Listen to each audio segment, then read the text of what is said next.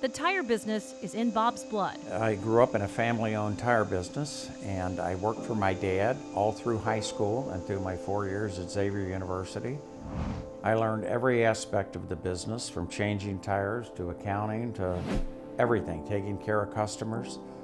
Every aspect of the business I learned while I worked for my dad. Family businesses aren't always turn out the way you think they should. And I ended up leaving that business and starting my own business with a vacant service station out in the Finneytown area. I sold the tires, I mounted the tires, I was one employee, and that's how I really got started in a family-owned business. But as we all know, family businesses can go south. When I left the business, it was not under ideal conditions. My father died right about the time I left. I have a younger brother.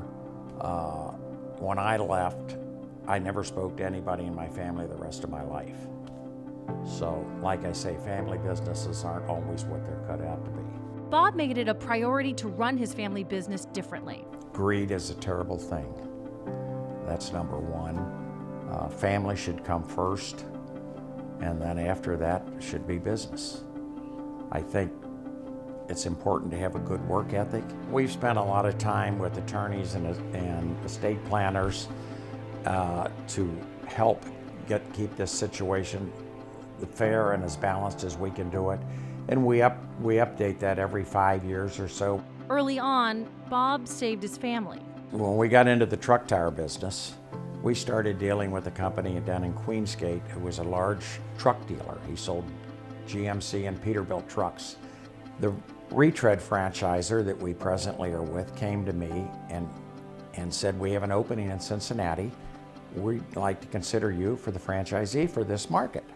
And I thought, I'd really like to get into that business. And I didn't have the money. So I went to the owner of the company and I said, we've got this opportunity and I don't have the money to do that. It's a large capital investment. And what do you think about this? And he said, let's do it. I'll furnish the money and you run it and we'll be partners. I thought about it. My wife and I talked about it. I went back to him in 2 weeks and I said, Johnny, I said, I don't like this.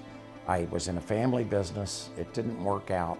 I don't know that I'm ready for partnership, and you go ahead and take it, but I'm not going to be a part of it. And he said, no, I'm not going to do that. I don't know anything about the tire business. You're the tire expert. You go ahead and take it. He not only wanted me to be partners in the retread plant with him, but he wanted me to put my business into his business. We'll make it all one business. And I said, that's when I said, I'm not willing to do that. I mean, failure was not an option. Now, he was much, much larger business than me. I mean, he did hundreds of millions of dollars in sales. 5 years later, he filed bankruptcy. I mean, I had a family, I had a wife, I had 2 children at that time. Failure was not an option. So if I'd done what he wanted, I'd have been gone. Everything would have been gone in the bankruptcy. Bob sold the retail business to AAA 10 years ago. His son Craig runs that division. His other son Todd runs the tire retread business. They have 22 truck tire and 7 retread plants throughout the Midwest, with $170 million in annual revenue. And Bob Sumerel really does care. I think in our case, we have always tried to hire the best people that we can hire, and we always want to pay at the high end of the scale. We think if you start with the best and you pay them above average, you're going to have less turnover, and turnover costs you a lot of money. So we think that's very important. We spend a lot of time trying to help these employees. I say employees have issues and problems, and sometimes if you can act like they're psychiatrists and you can help solve their problems, they're going to solve your problems and the customer's problems a lot better. So you got to kind of have 2 hats. You got to take care of the customer, and you got to take care of the employees. Bob says succession in business should never come down to birthright. The only way a child is qualified to be the CEO is if they've got the qualifications, because as I look at it, I built this business with the help of my family, and you got too much involved here to put a sibling in to run the business that's not qualified. that ends up ruining all of it.